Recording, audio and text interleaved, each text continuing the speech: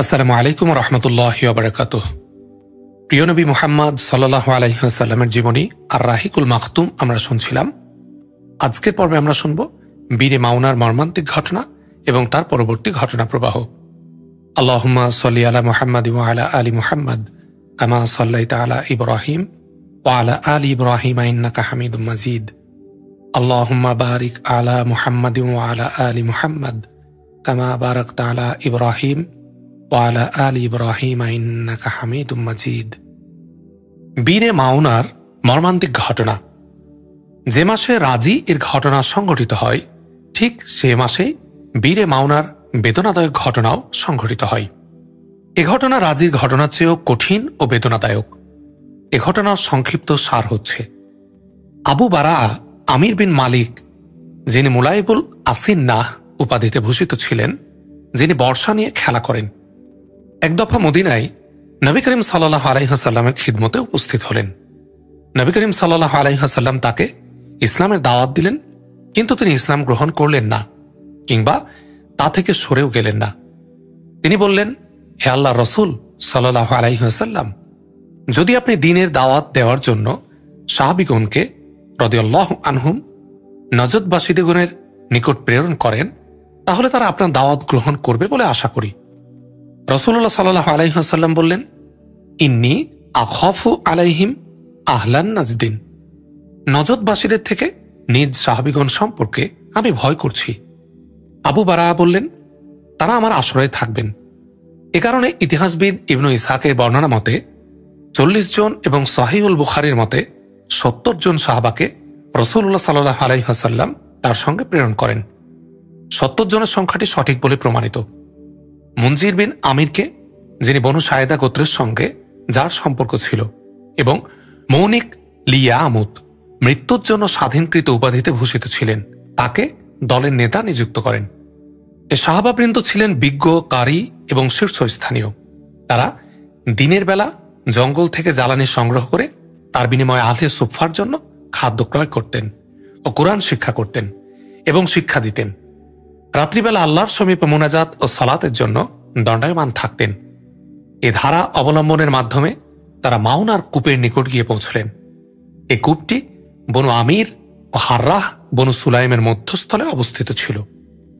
সেই স্থানে শিবির স্থাপনের পর এ সাহাবীগণ উম্মু সুলাইমের ভ্রাতা হারাম বিন মিলহানকে রাসূলুল্লাহ সাল্লাল্লাহু আলাইহি ওয়াসাল্লামের পত্রসহ আল্লাহর শত্রু আমির বিন তুফাইলের নিকট প্রেরণ করেন।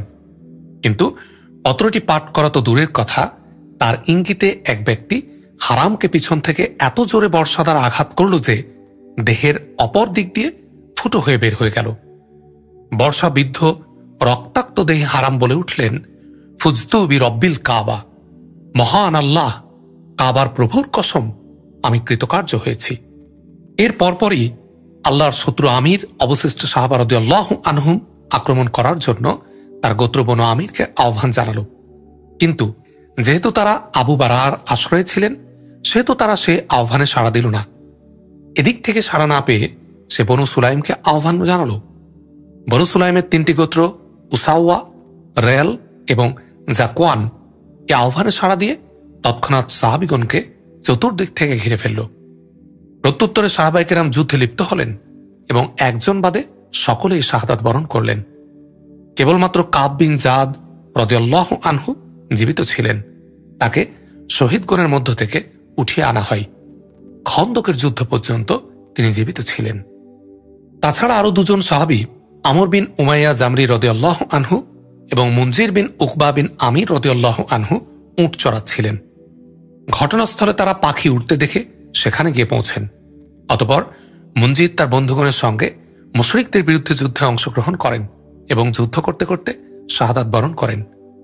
আমর বিন উমাইয়া জামরিকে বন্দী করা হয়, কিন্তু যখন তারা অবগত হয় যে মুজার গোত্রের সঙ্গে তার সম্পর্ক রয়েছে, তখন আমির তার কপালের চুল কেটে দিয়ে তার মায়ের পক্ষ হতে তার উপর একটি দাসকে স্বাধীন করার মানত ছিল, তাকে মুক্ত করে দেয়। আমর বিন উমাইয়া জামরি রাদিয়াল্লাহু আনহু এই বেদনাদায়ক ঘটনার খবর নিয়ে মদিনায় পৌঁছলেন। 70 জন বিজ্ঞ মুসলিমের এ হৃদয় বিদারক শাহাদাত উহুদ যুদ্ধের ক্ষতকে আরো বহু গুণে বর্ধিত করে তোলে। কিন্তু উহুদের তুলনায় এ ঘটনা আরো মর্মান্তিক ছিল, এ কারণে যে এ যুদ্ধে মুসলিমগণ শত্রুদের সঙ্গে মুখোমুখি যুদ্ধ করে শাহাদাত বরণ করেন, কিন্তু এক্ষেত্রে মুসলিমগণ চরম এক বিশ্বাসঘাতকতার শিকার হয়ে সম্পূর্ণ অসহায় অবস্থায় মৃত্যুবরণ করেন। আমর বিন উমাইয়া জামরি রাদিয়াল্লাহু আনহু প্রত্যাবর্তনকালে কানাত উপত্যকার প্রান্তভাগে অবস্থিত কারকারা নামক স্থানে পৌঁছে একটি বৃক্ষের ছায়ায় অবতরণ করেন। বনু কিলাব গোত্রের 2 ব্যক্তিও সেখানে অবস্থান গ্রহণ করে। তারা উভয়ে যখন ঘুমে নিমগ্ন হয়ে পড়ে, তখন আমর বিন উমাইয়া রাদিয়াল্লাহু আনহু তাদেরকে নিশ্চিহ্ন করে ফেলেন। তার ধারণা ছিল যে এদের হত্যা করে তার সঙ্গীদের হত্যার প্রতিশোধ গ্রহণ করলেন, অথচ তাদের দুজনের নিকট রাসূলুল্লাহ সাল্লাল্লাহু আলাইহি ওয়াসাল্লামের পক্ষ থেকে অঙ্গীকার ছিল, কিন্তু আমর বিন উমাইয়া রাদিয়াল্লাহু আনহু তা জানতেন না।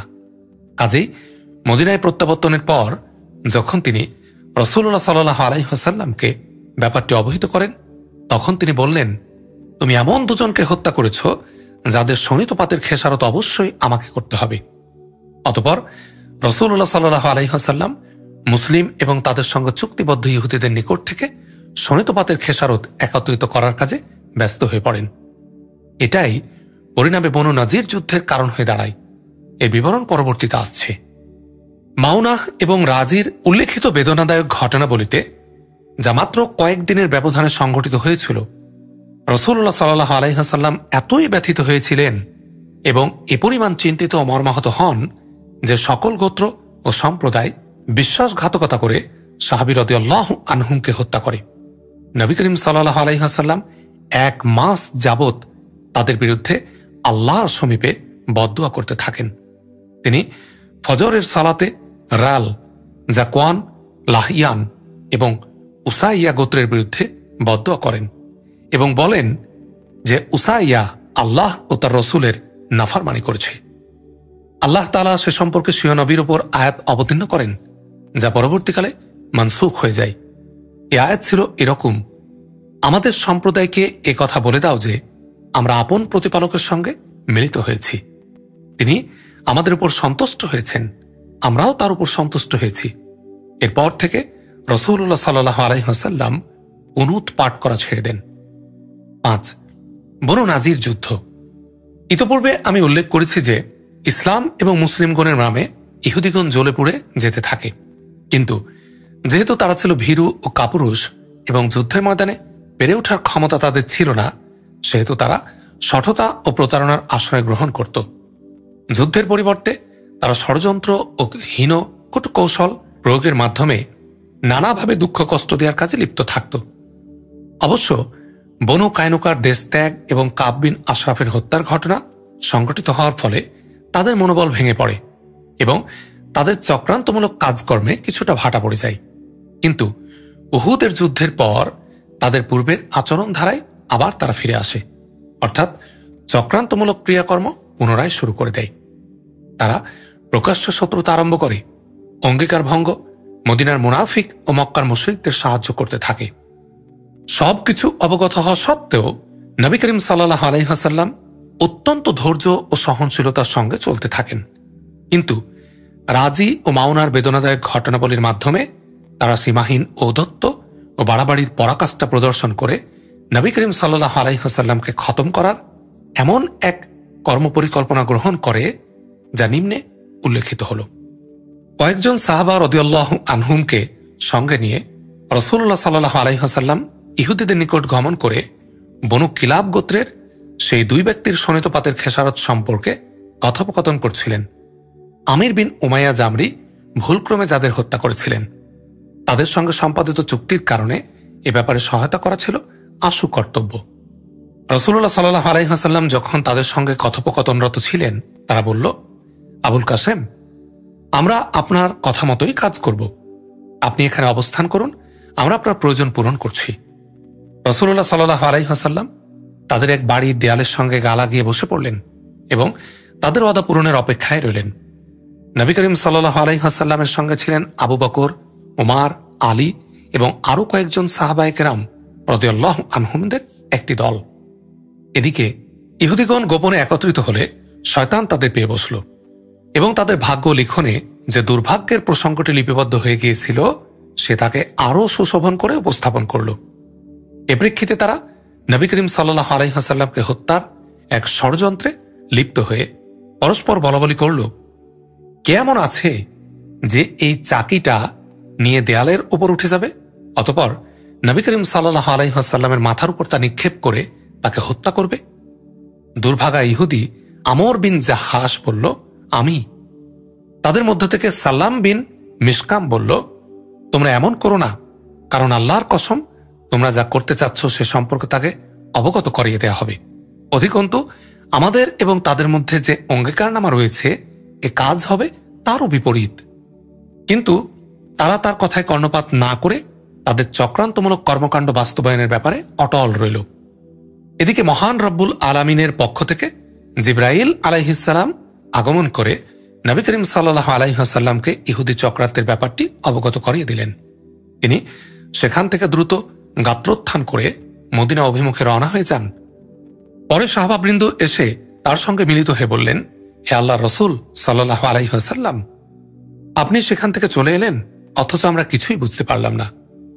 রাসূলুল্লাহ সাল্লাল্লাহু আলাইহি ওয়াসাল্লাম ইহুদি চক্রান্তের বিষয়টি তখন তাদের নিকট ব্যক্ত করলেন।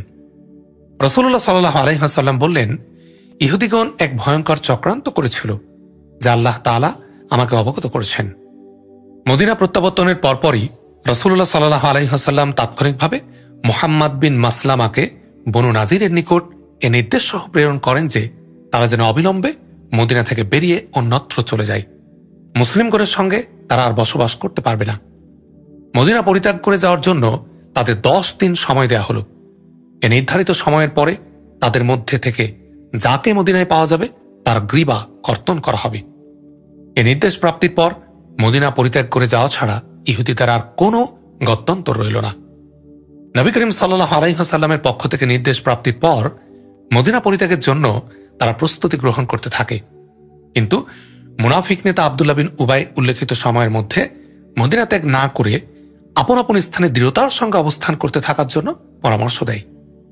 সে বলে যে তার নিকট 2000 সাহসী সৈন্য রয়েছে, যারা তাদের দুর্ভাগ্যান্তরে থেকে তাদের রক্ষণাবেক্ষণের জন্য জীবন উৎসর্গ করতে তৈরি থাকবে। অধিকন্তু যদি তাদের দেশ থেকে বের করে দেয়া হয়, তাহলে তাদের সঙ্গে তারাও দেশ ত্যাগ করবে। যদি তাদের যুদ্ধে লিপ্ত হতে হয়, তারা তাদের সাহায্য করবে এবং তাদের কোনো ব্যাপারেই তারা কারো নিকট মাথা নত করবে না। তাছাড়া বনু কুরাইজা এবং বনু গাতফান, যারা তোমাদের হালিফ বা সহযোগী, তারাও তাদের সাহায্য করবে। আল্লাহ রব্বুল আলামিন সূরা হাসরের 11 নম্বর আয়াতে বলেন, তোমরা যদি বহিষ্কৃত হও, তাহলে অবশ্যই আমরাও তোমাদের সাথে বেরিয়ে যাব, আর তোমাদের ব্যাপারে আমরা কখনো কারো কথা মেনে নেব না। আর যদি তোমাদের বিরুদ্ধে যুদ্ধ করা হয়, তাহলে আমরা অবশ্যই তোমাদেরকে সাহায্য করব। আব্দুল্লাহ বিন উবাইয়ের পক্ষ থেকে এ প্রস্তাব পাওয়ার পর ইহুদিদের মনোবল বৃদ্ধিপ্রাপ্ত হয় এবং তারা সিদ্ধান্ত গ্রহণ করে যে মদিনা পরিত্যাগ না করে বরং মুসলিমগণকে মোকাবেলা করবে। তাদের নেতা হুয়াই বিন আখতাবের বিশ্বাস ছিল, মুনাফিক নেতা যা বলেছে তা সে পূরণ করবে। এ কারণে প্রত্যুত্তরে সে রাসূলুল্লাহ সাল্লাল্লাহু আলাইহি ওয়াসাল্লামকে বলে পাঠালো যে তারা কিছুতেই তাদের ঘরবাড়ি পরিত্যাগ করে যাবে না। তিনি যা করতে চান করতে পারেন। এতে সন্দেহের অবকাশ নেই যে মুসলিমগণের জন্য এ পরিস্থিতি ছিল অত্যন্ত স্পর্শকাতর, কারণ ইতিহাসের সংকটপূর্ণ অধ্যায়ে শত্রুদের সঙ্গে মোকাবেলা করার ব্যাপারটি তেমন আশা কিংবা উৎসাহব্যঞ্জক ছিল না। এর পরিণতি যে অত্যন্ত ভয়াবহ হওয়ার সম্ভাবনা ছিল তা অস্বীকার করা যায় না। তখন সমগ্র আরব জাহান ছিল মুসলিমগণের বিরুদ্ধে এবং মুসলিমগণের 2টি প্রচারক দলকে নির্মম হত্যাকাণ্ডের শিকার হতে হয়েছিল। তাছাড়া বনু নাজিরের ইহুদিগণ এতই শক্তিশালী ছিল যে তাদের হাত হতে অস্ত্রশস্ত্র নামানো মোটেই সহজসাধ্য ছিল না। অধিকন্তু তাদের বিরুদ্ধে যুদ্ধ ঘোষণার ব্যাপারটিও বিভিন্ন দৃষ্টিকোণ থেকে আশঙ্কামুক্ত ছিল না। কিন্তু বীরে মাউনার বেদনাদায়ক ঘটনার পূর্বে ও পরে পরিস্থিতি যেভাবে মোড় নিয়েছিল, যার ফলশ্রুতি ছিল অঙ্গীকার ভঙ্গ ও মুসলিমগণকে নির্মমভাবে হত্যা, এবং যা মুসলিমগণের মনে এ সকল অপরাধ সম্পর্কে অভূতপূর্ব এক সচেতনতা ও চৈতন্যের উন্মেষ ঘটিয়েছিল, যার ফলে মুসলিমগণের মনে প্রতিশোধ গ্রহণের অনুভূতি এবং ইচ্ছাও হয়েছিল তীব্র। এ কারণে তারা সিদ্ধান্ত গ্রহণ করলেন যে যেহেতু বনু নাজির নবী করিম সাল্লাল্লাহু আলাইহি ওয়াসাল্লামকে হত্যার এক ঘৃণ্য চক্রান্তে লিপ্ত হয়েছিল, সেহেতু যে কোনো মূল্যে যুদ্ধ করা অপরিহার্য হয়ে পড়েছে। তাতে ফলাফল যাই হোক না কেন, এমনি এক পরিস্থিতির প্রেক্ষাপটে নবী করিম সাল্লাল্লাহু আলাইহি ওয়াসাল্লাম যখন হুয়াই বিন আখতাবের নিকট থেকে তার নির্দেশনার প্রত্যুত্তর প্রাপ্ত হলেন, তখন তিনি এবং তার উপস্থিত সাহাবীগণ রাদিয়াল্লাহু আনহুম আল্লাহু আকবার ধ্বনিতে ফেটে পড়লেন। তৎক্ষণাৎ শুরু হয়ে গেল যুদ্ধ প্রস্তুতি। আব্দুল্লাহ বিন উম্মু মাকতুমের উপর মদিনার প্রশাসন পরিচালনার দায়িত্বভার অর্পণের পর বনু নাজির অভিমুখে রওনা হয়ে গেলেন মুসলিম বাহিনী। পতাকা ছিল আলী বিন আবু তালিব রাদিয়াল্লাহু আনহুর হাতে। বনু নাজির এলাকায় পৌঁছে মুসলিম বাহিনী তাদের দুর্গ অবরোধ করেন। এদিকে বনু নাজির দুর্গ অভ্যন্তরে অবস্থান গ্রহণ করে দুর্গ প্রাচীর থেকে তীর ও প্রস্তর নিক্ষেপ করতে থাকে। যেহেতু খেজুর বাগানগুলো তাদের ঢাল ও যুদ্ধাবরণ হিসাবে বিদ্যমান ছিল, সেহেতু সেগুলোকে কেটে ফেলার কিংবা পুড়িয়ে ফেলার জন্য নবী করিম সাল্লাল্লাহু আলাইহি ওয়াসাল্লাম নির্দেশ প্রদান করেন। পরে এর প্রতি ইঙ্গিত করে হাসান রাদিয়াল্লাহু আনহু বলেছেন, বনু রুয়াইদের নেতাদের জন্য এটা অতি সাধারণ কথা ছিল যে বুয়াইয়ারাতে অগ্নিশিখা প্রজ্বলিত হবে। বনু নাজিরের খেজুরের বাগানের নাম ছিল বুয়াইরা। এর প্রতি ইঙ্গিত করে আল্লাহ তাআলা সূরা হাসরের ৫ নম্বর আয়াতে নাজিল করেন, তোমরা খেজুরের যে গাছগুলো কেটেছ আর যেগুলো তাদের মূল কাণ্ডের উপর দাঁড়িয়ে থাকতে দিয়েছ, তা আল্লাহর অনুমতিক্রমেই করেছ। যা হোক, যখন তাদের অবরোধ করা হলো, তখন বনু কুরাইজা তাদের থেকে পৃথক রইল। আব্দুল্লাহ বিন উবায়ও প্রতিশ্রুতি পালন করল না। তাছাড়া তাদের সঙ্গে চুক্তিবদ্ধ গাতফান গোত্র সাহায্যার্থে এগিয়ে এলো না। মোট কথা, তাদের এ সংকটকালে কেউই তাদের কোনোভাবেই সাহায্য করল না। এ কারণে আল্লাহ তাআলা তাদের এ দৃষ্টান্ত উল্লেখ করে সূরা হাসরের ১৬ নম্বর আয়াত নাজিল করেন। তাদের মিত্ররা তাদেরকে প্রতারিত করেছে শয়তানের মতো। মানুষকে সে বলে কুফরি করো, অতঃপর মানুষ যখন কুফরি করে তখন শয়তান বলে তোমার সাথে আমার কোনো সম্পর্ক নেই। অবরোধ বেশি দীর্ঘদিন হয়নি। অবরোধ অব্যাহত ছিল ৬ রাত্রি, মতান্তরে ১৫ রাত্রি। এর মধ্যে আল্লাহ তাআলা তাদের অন্তরে ভীতির সঞ্চার করে দেন, যার ফলে তাদের মনোবল ভেঙে পড়ে এবং তারা অস্ত্র সংবরণ করতে সম্মত হয়ে যায়। রাসূলুল্লাহ সাল্লাল্লাহু আলাইহি ওয়াসাল্লামের নিকট তারা প্রস্তাব করে যে মদিনা পরিত্যাগ করে তারা অন্যত্র চলে যেতে প্রস্তুত রয়েছে। রাসূলুল্লাহ সাল্লাল্লাহু আলাইহি ওয়াসাল্লাম তাদের প্রস্তাবে সম্মতি জ্ঞাপন করে এবং এ নির্দেশ প্রদান করেন যে অস্ত্রশস্ত্র ছাড়া অন্যান্য যেসব দ্রব্য তারা উটের পিঠে বোঝাই করে নিয়ে যেতে পারবে তা নিয়ে যাবে। পরিবার পরিজনও তাদের সঙ্গে যেতে পারবে। এ স্বীকৃতির পর বনু নাজির অস্ত্র সমর্পণ করে। অতঃপর গৃহাদির জানালা দরজাগুলো যাতে উটের পিঠে বোঝাই করে নিয়ে যেতে পারে, এ উদ্দেশ্যে নিজ হাতে নিজ নিজ ঘর বাড়িগুলো ধ্বংস করে ফেলে। এদের কোনো কোনো লোককে ছাদের কড়া ও দেয়ালের খুঁটি নিয়ে যেতেও দেখা যায়।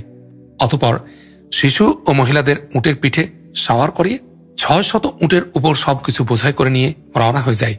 অধিক সংখ্যক ইহুদি এবং তাদের প্রধানগণ, যেমন হুয়াই বিন আখতাব ও সাল্লাম বিন আবিল হোকাইক, খায়বার অভিমুখে রওনা হয়। অন্য দল যায় সিরিয়া অভিমুখে। শুধু ইয়ামিন বিন আমর এবং আবু সাঈদ বিন ওয়াহাব ইসলাম গ্রহণ করে। কাজে তাদের মালামালের উপর হাত দেয়া হয়নি। আরোপিত শর্তাদির পরিপ্রেক্ষিতে রাসূলুল্লাহ সাল্লাল্লাহু আলাইহি ওয়াসাল্লাম বনু নাজিরের অস্ত্রশস্ত্র, জমিজমা, বাড়িঘর নিজ অধিকারভুক্ত করে নেন। অস্ত্রশস্ত্রের মধ্যে ছিল ৫০টি লৌহবর্ম, ৫০টি হেলমেট এবং ৩৪০টি তরবারি। বনু নাজিরের ঘরবাড়ি, জমিজমা, বাগবাগিচার উপর একমাত্র নবী করিম সাল্লাল্লাহু আলাইহি ওয়াসাল্লামের পূর্ণ অধিকার প্রতিষ্ঠিত ছিল। এ সংক্রান্ত বিষয়ে সিদ্ধান্ত গ্রহণের ব্যাপারে তার এতটুকু স্বাধীনতা ছিল যে ইচ্ছে করলে তিনি সব নিজ অধিকারে রেখে দিতে পারেন কিংবা যাকে ইচ্ছা দিয়ে দিতেও পারেন। ফলে তিনি যুদ্ধলব্ধ অর্থ সম্পদের ন্যায় এসবের ১/৫ বের করেননি। কারণ আল্লাহ তাআলা নবী করিম সাল্লাল্লাহু আলাইহি ওয়াসাল্লামকে ফাই বা ফাও সম্পদের ন্যায় সেসব সম্পদ দান করেছিলেন। উট, ঘোড়া কিংবা তরবারি ব্যবহার করে তা জয় করা হয়নি। কাজেই রাসূলুল্লাহ সাল্লাল্লাহু আলাইহি ওয়াসাল্লাম এ বিশেষ অধিকার বলে পূর্বে হিজরতকারীগণের মধ্যে সে সম্পদ বন্টন করে দেন। তবে অভাবগ্রস্ত থাকার কারণে আনসারী সাহাবী আবু দুজানা রাদিয়াল্লাহু আনহু এবং সাহল বিন হুনাইফ রাদিয়াল্লাহু আনহুকে কিছু অংশ প্রদান করেন। অধিকন্তু একটি ছোট্ট অংশ নিজের জন্য সংরক্ষণ করেন, যার দ্বারা নিজ পবিত্র বিবিগণের পূর্ণ ১ বছরের ব্যয় করতেন। অবশিষ্টাংশ যুদ্ধ প্রস্তুতি, অস্ত্র সংগ্রহের কাজে ব্যয় করেন। বনু নাজির যুদ্ধ ৪র্থ হিজরি রবিউল আওয়াল মোতাবেক ৬২৫ খ্রিস্টাব্দের অগস্ট মাসে সংঘটিত হয়েছিল। এ প্রসঙ্গে আল্লাহ তাআলা পুরো সূরা হাসর অবতীর্ণ করেন। এতে ইহুদিগণের দেশান্তর পর্বটি চিত্রায়ন করে মুনাফিকগণের শঠতাপূর্ণ ক্রিয়াকর্মের পর্দা উন্মোচিত হয়েছে এবং লব্ধ সম্পদের হুকুমসমূহ উল্লেখ প্রসঙ্গে মুহাজির ও আনসারগণের প্রশংসা করা হয়েছে। অধিকন্তু এও বলা হয়েছে যে যুদ্ধের প্রয়োজনে শত্রুদের বৃক্ষ কর্তন কিংবা তাদের অগ্নিসংযোগ করে তা জ্বালিয়ে দেয়া যেতে পারে। এরূপ করাকে ভূপৃষ্ঠে বিপর্যয় সৃষ্টি করা বলা চলে না। অতঃপর ইমানদারদের জন্য তাকওয়ার অপরিহার্যতা এবং পরকাল প্রস্তুতির জন্য বিশেষভাবে তাগিদ দেয়া হয়েছে। উল্লেখিত বিষয়াদির বর্ণনার পর আল্লাহ তাআলা স্বীয় হামদ ও সানা বর্ণনার পর নিজ নাম ও গুণাবলীর মাধ্যমে সূরাটি সমাপ্ত করেন। ইবনু আব্বাস রাদিয়াল্লাহু আনহু সূরা হাসর সম্পর্কে বলতেন, এ সূরাটিকে সূরা বনী নাজির বলো। ইবনু ইসহাক অধিকাংশ সিরাত রচয়িতাদের বর্ণনা মতে এটাই হচ্ছে বনু নাজির যুদ্ধের সংক্ষিপ্ত সার। অন্যপক্ষে আবু দাউদ, আব্দুর রাজ্জাক এবং অন্যান্য সিরাত রচয়িতাগণ এ যুদ্ধের চিত্র অন্যভাবে বর্ণনা করেছেন। তা হল, বদর যুদ্ধের পর কাফির কুরাইশগণ ইহুদিদের নিকট এ মর্মে একটি পত্র লেখে যে আপনারা হলেন সুদক্ষ তীরন্দাজ ও সুরক্ষিত দুর্গের অধিবাসী। আপনারা আমাদের কুরাইশ ভাইদের সাথে হয়তো যুদ্ধ করবেন, নয়তো আমরা যা করবার তা করে বসব। আর এতে আমাদের ও আপনাদের সম্ভ্রান্ত মহিলাদের মধ্যে কোনো বাধা থাকবে না, অর্থাৎ তাদের ইজ্জত লুণ্ঠন করা হবে। কুরাইশদের এ পত্র পাওয়ার সাথে সাথে বনু নাজির গোত্রযুদ্ধের প্রস্তুতি শুরু করে। অতঃপর রাসূলুল্লাহ সাল্লাল্লাহু আলাইহি ওয়াসাল্লামের নিকট দূত পাঠিয়ে খবর দেয় যে আপনি আপনার ৩০ জন সাথী সহ আমাদের কাছে আগমন করুন এবং আমরাও আমাদের ৩০ জন পণ্ডিতকে প্রেরণ করব। অতঃপর আমরা অমুক স্থানে একত্রিত হব। এতে তারা আমাদের এবং আপনাদের মাঝে ফয়সালাকারী হবে। তারা আপনার কথা শ্রবণ করবে। অতঃপর আমি আমাদের পণ্ডিতগণ আপনার কথাকে সত্যায়ন করে এবং আপনার প্রতি ঈমান আনে, তবে আমরা সকলে আপনার প্রতি ঈমান আনব। একথা মোতাবেক নবী করিম সাল্লাল্লাহু আলাইহি ওয়াসাল্লাম তার ৩০ জন সাহাবা রাদিয়াল্লাহু আনহুমকে নিয়ে বের হলেন। অন্যদিকে ইহুদিদের ৩০ জন পণ্ডিত বের হল। এমত অবস্থায় তারা কোনো এক উন্মুক্ত প্রান্তরে একত্রিত হবেন। তখন কতক ইহুদি পরস্পর বলাবলি করতে লাগলো যে তোমরা কিভাবে তাদের মোকাবিলায় পেরে উঠবে, অথচ তার সাথে ৩০ জন জানবাজ সাহাবা রয়েছেন যারা সকলেই মুহাম্মদ সাল্লাল্লাহু আলাইহি ওয়াসাল্লামের মৃত্যুর পূর্বে নিজেদের মৃত্যুকে পছন্দ করে। সুতরাং তোমরা মুহাম্মাদের নিকট এ বলে খবর পাঠাও যে আমরাই কিভাবে বুঝব বা তারাই বা কিভাবে বুঝবে, অথচ তারা ৩০ জন লোক। অর্থাৎ একসাথে বেশি সংখ্যক লোক হলে বিষয় বুঝতে কষ্টকর হবে। তাই আপনার সাথীদের থেকে কেবল ৩ জনকে সাথে নিয়ে আসেন এবং আমাদেরও ৩ পণ্ডিত গিয়ে আপনার সাথে কথাবার্তা বলবে। তারা আপনার উপর ঈমান নিয়ে আসলে আমরা সকলে আপনার প্রতি ঈমান নিয়ে আসব এবং আপনাকে সত্য নবী বলে বিশ্বাস করব। এ কথা মতো নবী করিম সাল্লাল্লাহু আলাইহি ওয়াসাল্লাম ৩ জন সাহাবাকে সাথে নিয়ে রওনা হলেন এবং ইহুদিরা খানাজিজ নামক স্থানে মিলিত হয়ে নবী করিম সাল্লাল্লাহু আলাইহি ওয়াসাল্লামকে হঠাৎ আক্রমণ করে নিঃশেষ করে দেওয়ার চক্রান্ত করতে লাগল। এ সংবাদ অবগত হয়ে বনু নাজিরের এক ইহুদি শুভাকাঙ্ক্ষী মহিলা তার ভাইকে খবর প্রেরণ করে। সে ছিল একজন মুসলিম আনসার। ওই মহিলা তাকে রাসূলুল্লাহ সাল্লাল্লাহু আলাইহি ওয়াসাল্লামের সাথে বনু নাজিরের দুরভিসন্ধিমূলক চক্রান্ত সম্পর্কে অবগত করে। অতঃপর তার ভাই দ্রুত গতিতে আগমন করে রাসূলুল্লাহ সাল্লাল্লাহু আলাইহি ওয়াসাল্লাম বনু নাজিরের লোকদের কাছে পৌঁছার পূর্বে তাকে ইহুদি চক্রান্ত সম্পর্কে সংবাদ দেওয়ার ফলে রাসূলুল্লাহ সাল্লাল্লাহু আলাইহি ওয়াসাল্লাম পথিমধ্য হতে ফিরে আসেন। পরদিন সকালে রাসূলুল্লাহ সাল্লাল্লাহু আলাইহি ওয়াসাল্লাম সৈন্যবাহিনী নিয়ে বনু নাজিরকে অবরোধ করে। তিনি তাদেরকে নির্দেশ দেন যে তোমরা আমাদের সাথে কোনো প্রকার অন্যায় আচরণ না করার মর্মে প্রতিশ্রুতিবদ্ধ হয়ে সন্ধি সম্পাদন ব্যতীত নিরাপদে বসবাস করতে পারবে না। কিন্তু তারা তা অস্বীকার করে। ফলে তিনি মুসলমানদের নিয়ে তাদের সাথে যুদ্ধ করেন। পরদিন সকালে তিনি সাল্লাল্লাহু আলাইহি ওয়াসাল্লাম বনু নাজিরকে ছেড়ে দিয়ে বাহিনী সহ বনু কুরাইজার উপর আক্রমণ করেন এবং তাদেরকেও একই আহ্বান জানান। তারা এতে রাজি হয়ে যায়। ফলে তিনি পরদিন সকালে সেখান থেকে ফিরে এসে আবার বনু নাজিরকে আক্রমণ করেন। শেষ পর্যন্ত তারা অস্ত্র ব্যতীত উটের পিঠে যা বহন করে নিয়ে যাওয়া যাবে তা নিয়ে যাওয়ার অনুমতি সাপেক্ষে আত্মসমর্পণ করে। অতঃপর বনু নাজির উটের পিঠে তাদের মাল সামানা ঘরবাড়ি, দরজা জানালা ইত্যাদি চাপিয়ে বহন করে নিয়ে যায়। তারা বের হয়ে যাওয়ার সময় নিজ হাতে তাদের বাড়িঘরকে ধ্বংস করে দেয়। তারা সিরিয়া অভিমুখে চলে যায় এবং তাদের কোনো কাফেলা এই প্রথম সিরিয়া গমন করে। 6. নজদ যুদ্ধ। কোনো প্রকার ত্যাগ স্বীকার ছাড়াই বনু নাজির যুদ্ধে মুসলিমগণের এক চমৎকার সাফল্য লাভ সম্ভব হয়। এর ফলে মদিনায় বসবাসকারী মুসলিমগণের অবস্থা বেশ মজবুত হয়ে ওঠে। পক্ষান্তরে মুনাফিকগণ বহুলাংশে হীনবল হয়ে পড়ে। এরপর থেকে প্রকাশ্যে মুসলিমগণের বিরুদ্ধে কোনো কিছু করার সাহস তারা হারিয়ে ফেলে। এবার রাসূলুল্লাহ সাল্লাল্লাহু আলাইহি ওয়াসাল্লাম ওই সকল বেদুইনদের খবরাখবর নেওয়ার জন্য উদ্যোগী হন যারা উহুদ যুদ্ধের পর মুসলিমগণকে এক কঠিন বিপদের মুখে ঠেলে দিয়েছিল এবং অত্যন্ত অন্যায়ভাবে ইসলাম প্রচারকদের উপর হামলা চালিয়ে তাদের হত্যা করেছিল। এমনই এক অবস্থার প্রেক্ষাপটে তাদের সাহস এতই বেড়ে গিয়েছিল যে তারা মদিনা আক্রমণের চিন্তা ভাবনাও করছিল। বনু নাজির যুদ্ধ হতে মুক্ত হয়ে রাসূলুল্লাহ সাল্লাল্লাহু আলাইহি ওয়াসাল্লাম যখন সেই অদভঙ্গকারী বেদুইনদের শায়েস্তা করার কথা চিন্তা ভাবনা করছিলেন, এমন সময় হঠাৎ সংবাদপ্রাপ্ত হন যে বনু গাতফানের দুটি গোত্র বনু মুহারিব এবং বনু সারাবা মুসলিমগণের বিরুদ্ধে যুদ্ধের জন্য বেদুইন ও পল্লীবাসীদের মধ্য থেকে সৈন্য সংগ্রহ করছে। এ সংবাদপ্রাপ্ত হওয়ার সঙ্গে সঙ্গে নবী করিম সাল্লাল্লাহু আলাইহি ওয়াসাল্লাম নজদ আক্রমণের সিদ্ধান্ত গ্রহণ করতে থাকেন। উদ্দেশ্য ছিল সেই সকল পাষাণ হৃদয় বেদুইনদের মনে এমনভাবে ভীতির সঞ্চার করা যাতে মুসলিমগণের বিরুদ্ধে যুদ্ধের ন্যায় কোনো কার্যক্রমের পুনরাবৃত্তি করতে তারা সাহস না পায়। এদিকে উদ্ধত বেদুইনদের মধ্য থেকে যারা লুণ্ঠনের প্রস্তুতি গ্রহণ করেছিল, মুসলিমগণের হঠাৎ আক্রমণে তারা ভীত সন্ত্রস্ত অবস্থায় পলায়ন করে পাহাড়ের চূড়ায় আশ্রয় গ্রহণ করে।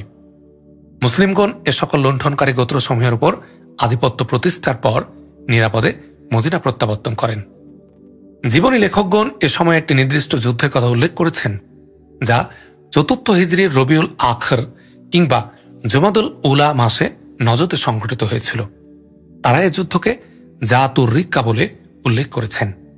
অবশ্য এ সময় নজদ ভূমিতে একটি যুদ্ধ যে সংঘটিত হয়েছিল তাতে কোনো সন্দেহ নেই, কারণ তখন মদিনার পরিস্থিতি ঠিক সেই রূপই ছিল। উহুদ যুদ্ধ হতে প্রত্যাবর্তনের সময় পরবর্তী বছর মদিনা প্রান্তরে যুদ্ধের জন্য আবু সুফিয়ান যে আহ্বান জানিয়েছিল এবং মুসলিমরা মঞ্জুর করে নিয়েছিলেন, সে সময়টা ক্রমেই নিকটবর্তী হয়ে আসছিল। সামরিক দৃষ্টিকোণ থেকে এটা কোনো ক্রমেই সমীচীন ছিল না যে বেদুইন ও গ্রামবাসীদেরকে তাদের ঔদ্ধত্য ও হঠকারিতার উপর প্রতিষ্ঠিত রেখে দিয়ে বদরের মতো ভয়াবহ যুদ্ধে লিপ্ত হওয়ার জন্য মদিনাকে মুজাহিদগণ শূন্য অবস্থায় রাখা হবে।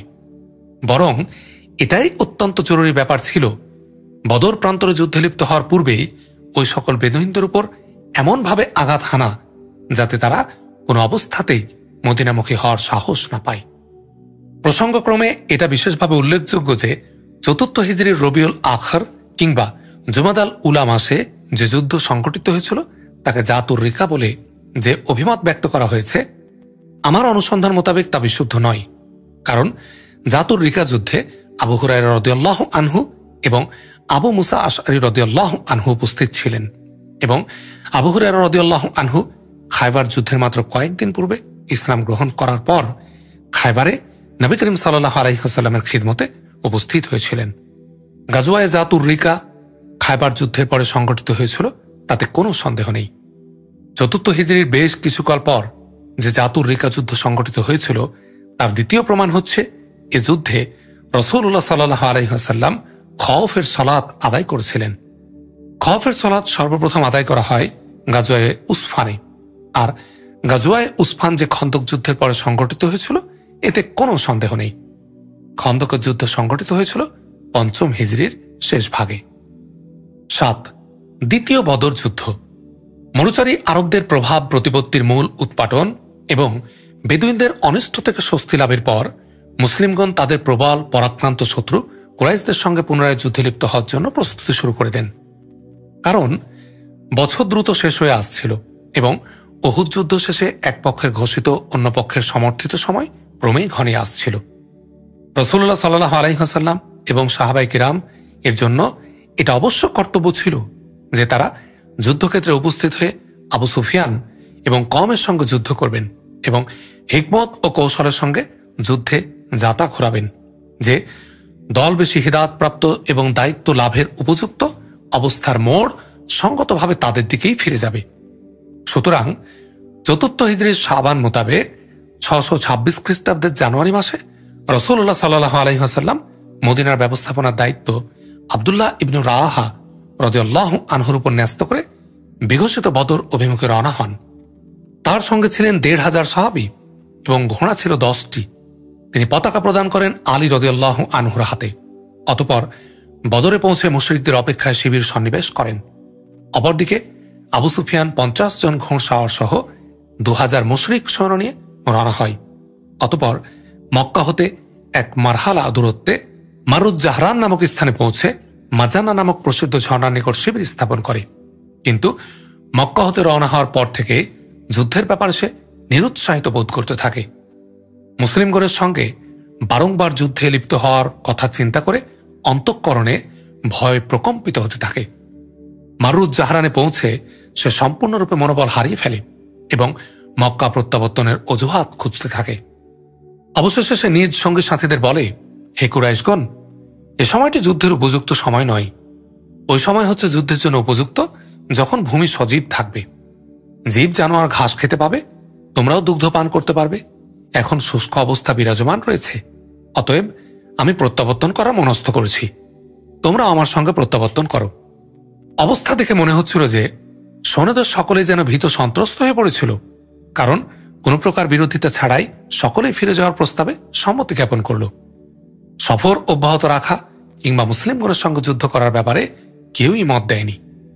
এদিকে মুসলিমগণ 8 দিন পর্যন্ত বদর প্রান্তরে শত্রুদের প্রতীক্ষায় থাকেন এবং এরই মধ্যে ব্যবসায়ের পণ্যাদি বিক্রয় করে 1 দিরহামকে 2 দিরহামে পরিণত করতে থাকেন।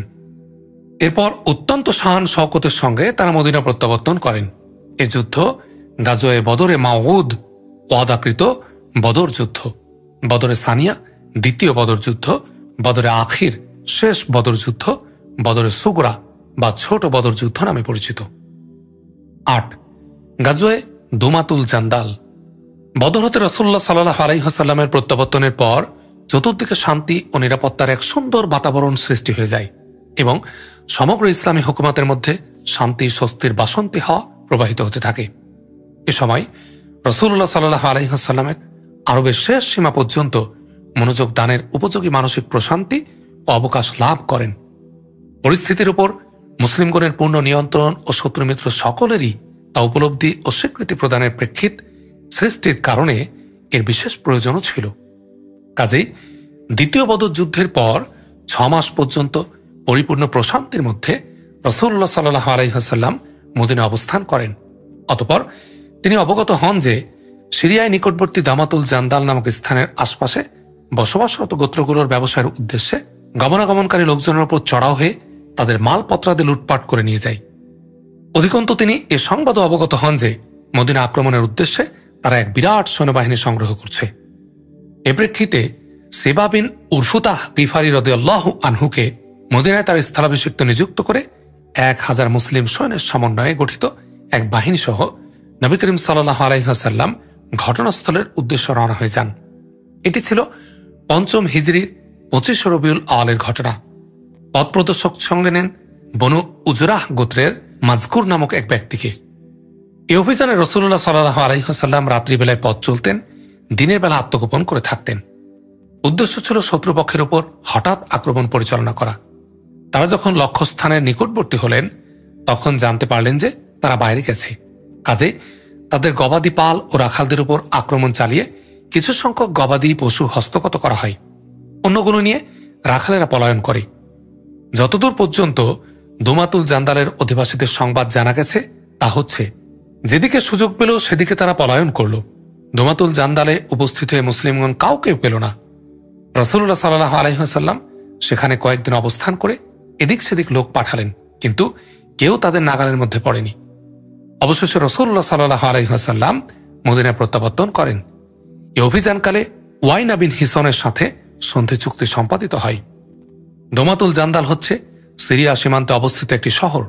এখান থেকে দামেস্কের দূরত্ব 5 রাত্রির পথ এবং মদিনার দূরত্ব 15 রাত্রির পথ।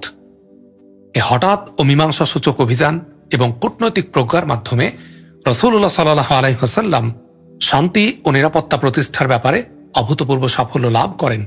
এর ফলে যুগ প্রবাহের মোড় মুসলিমগণের অনুকূলে পরিবর্তিত হয় এবং অভ্যন্তরীণ ও বহিরস্থ বিপদ আপদের কাঠিন্য যা তাদের চতুর্দিকে পরিবেষ্টন করে রেখেছিল তা হ্রাসপ্রাপ্ত হয়। মুনাফিকরা নীরব ও নিরাশ হয়ে বসে পড়ে। ইহুদিদের একটি গোত্রকে দেশ থেকে বহিষ্কার করা হয়। অন্যান্যরা সত্যের সমর্থন ও চুক্তিবদ্ধতার প্রতি বিশ্বস্ততা প্রদর্শন করে। বেদুইন এবং কুরাইশরা দুর্বল হয়ে পড়ে। এসব কিছুর প্রেক্ষাপটে মুসলিমগণ ইসলাম প্রচার করার এবং রব্বুল আলামিনের পয়গাম দেশ দেশান্তরে পৌঁছে দেওয়ার এক অভূতপূর্ব সুযোগ লাভ করেন। আলহামদুলিল্লাহ রব্বিল আলামিন। আগামী পর্বে গাজওয়ায়ে আহজাব, খন্দক বা পরীক্ষার যুদ্ধ দিয়ে শুরু হবে।